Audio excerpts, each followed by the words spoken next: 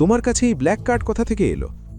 কামিনী বলল, এবং অভিনবের হাত থেকে কার্ডটি নিয়ে মনোযোগ দিয়ে দেখতে লাগল। তাতে অভিনবের নাম লেখা ছিল, অভিনব আগরওয়াল।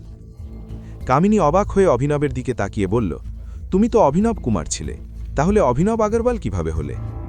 কি খেলা খেলছো ইয়ার? অভিনব তার হাত থেকে নিজের কার্ডটি নিয়ে বলল, আমার পদবী আগরওয়াল।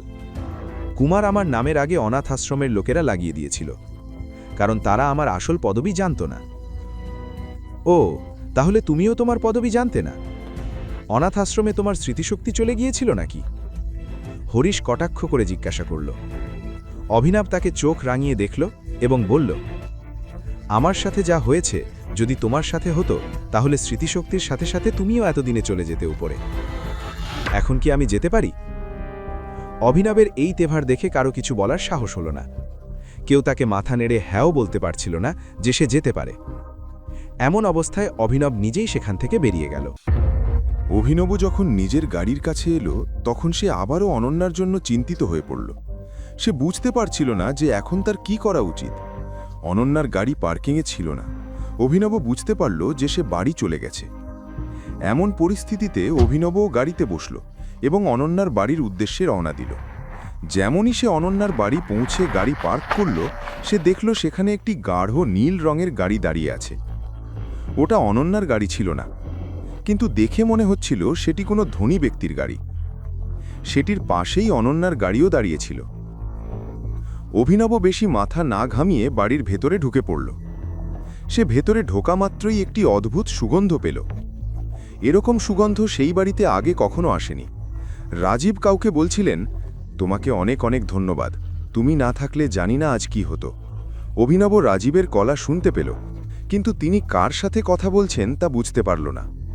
অভিনব ভেতরে পৌঁছে দেখল যে রাজীব এবং শর্মিলার সামনে একজন দীর্ঘকায় ব্যক্তি দাঁড়িয়ে আছে। তার পিঠ অভিনবর দিকে থাকায় সে তাকে দেখতে পাচ্ছিল না, কিন্তু শর্মিলার মুখে ছড়িয়ে থাকা হাসি দেখে অভিনব বুঝতে পারল যে তিনি ওই ছেলেটিকে খুব পছন্দ করছেন। সেই সময় ছেলেটি বলল, ঠিক আছে, তাহলে এখন আমি আসি, এবং সে অভিনবর দিকে ঘুরে দাঁড়াল। শর্মিলার নজর অভিনবর উপর পড়া মাত্রই তার মুখের অভিব্যক্তি বদলে গেল। তিনি তিক্ত স্বরে অভিনবকে বললেন, ইনি হচ্ছেন চিরাগ। তুমি যখন মদের নেশায় চুর ছিলে, তখন ওই গুন্ডার হাত থেকে চিরাগই অনন্যাকে বাঁচিয়েছে। এ কথা শুনে অভিনব চিরাগের দিকে তাকাচ্ছিল। সে চিরাগের নাম অনেক শুনেছে, কিন্তু আজ প্রথমবার দেখল। উচ্চতায় অভিনব আর চিরাগের মধ্যে খুব একটা তফাৎ ছিল না। চিরাগ দেখতে বেশ সুদর্শন ছিল। সে ফর্মাল পোশাক পরেছিল, যা তার সুঠাম শরীরে বেশ মানিয়েছিল। তাকে দেখে হঠাৎই অভিনবর মুখ দিয়ে বেরিয়ে এলো, কিভাবে? শর্মিলা কথা কেড়ে নিয়ে বললেন, কিভাবে? তুমি এটা জিজ্ঞেস করছো? তোমার তো উল্টে ওকে থ্যাংক ইউ বলা উচিত, কিন্তু এটা তো তোমাকে কেউ শেখায়নি। অভিনবর মাথা গরম হয়ে গেল। সব পরিশ্রম করল সে, আর সব কৃতিত্ব নিয়ে যাচ্ছে চিরাগ। সে কিছু বলার আগেই শর্মিলা হেসে বললেন, চিরাগ এই বাড়ির জামাই হতে চলেছে। এ শুনে অভিনব বলল, কিন্তু আপনার তো একটাই মেয়ে, তাহলে ও কাকে বিয়ে করবে? শর্মিলা রেগে বললেন, বোকা, আমার যে একটি মেয়ে আছে ও তাকেই বিয়ে করতে চলেছে। এ কথা শুনে চিরাগের মুখে হাসি ফুটে উঠল। সে হাত মেলানোর জন্য অভিনবর দিকে হাত বাড়াল এবং বলল, আমি চিরাগ। অভিনবও তার সাথে হাত মেলাল, কিন্তু তার হাত জোরে চেপে ধরে বলল, আমি জানি না যে আপনি জানেন কিনা, অনন্যা বিবাহিত এবং তার স্বামী আমি। অভিনব তার হাত এত জোরে চেপে ধরল যে চিরাগ ব্যথায় কুঁকড়ে গেল। এটা দেখে শর্মিলা বললেন, কি করছো? ওকে কি মেরেই ফেলবে নাকি? অভিনব চিরাগের হাত ছেড়ে দিল। শর্মিলা আরও বললেন, তুমি কি মনে করো সবাই তোমার মতো যেখানে সেখানে মারপিট করে বেড়ায়? ও একজন ভালো, সভ্য এবং খানদানি ঘরের ছেলে। অনন্যা তোমার স্ত্রী নয়। তুমি নিজেকে ওর স্ত্রী ভাবতে পারো, কিন্তু সেটা অস্থায়ী। ওর চিরস্থায়ী চিরাগই হবে। চলো চিরাগ, আমার আজেবাজে লোকের মুখে লাগতে ভালো লাগে না। এই বলে তিনি চিরাগকে সাথে নিয়ে সেখান থেকে চলে গেলেন। এসব শুনে অভিনবর মাথা ঝিমঝিম করতে লাগল। সে বুঝতে পারছিল না এখন কি করবে।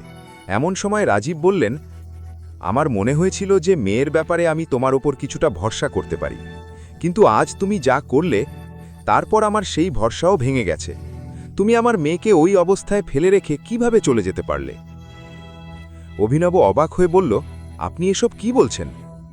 রাজীব থামিয়ে দিয়ে বললেন, উল্টে প্রশ্ন করো না অভিনব। আমি জানি তুমি কি করেছ। যখন একটা গুন্ডা তোমার চোখের সামনে অনন্যাকে হেনস্থা করছিল, তখন তুমি তাকে ওই অবস্থায় ফেলে পালিয়ে এলে। সত্যি আমি তোমার ওপর খুব হতাশ। আমার মনে হয় না যে তুমি আমার মেয়েকে বিয়ে করার যোগ্য। এটুকু বলে রাজীবও ভেতরে চলে গেলেন। অভিনব অবাক হয়ে তাকে যেতে দেখল। সে বুঝতে পারল এই মিথ্যে গল্প চিরাগই তাদের শুনিয়েছে। অভিনবর মনে হলো তার সাথে বিশ্বাসঘাতকতা করা হয়েছে।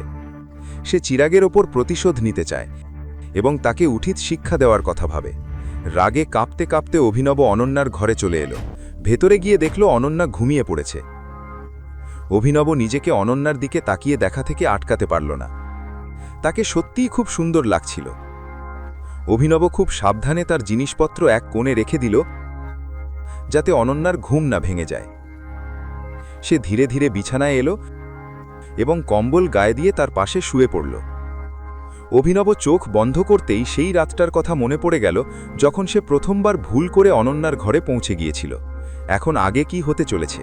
অভিনব আর অনন্যার এই ঘনিষ্ঠতা কি তাদের হৃদয়ে একে অপরের জন্য জায়গা তৈরি করবে? তাদের কি একে অপরের সাথে প্রেম হয়ে যাবে? আর অভিনব চিরাগের সাথে কি করতে চলেছে? এখনই পকেট এফএম অ্যাপ্লিকেশন ডাউনলোড করুন, লিংক বর্ণনায় দেওয়া আছে।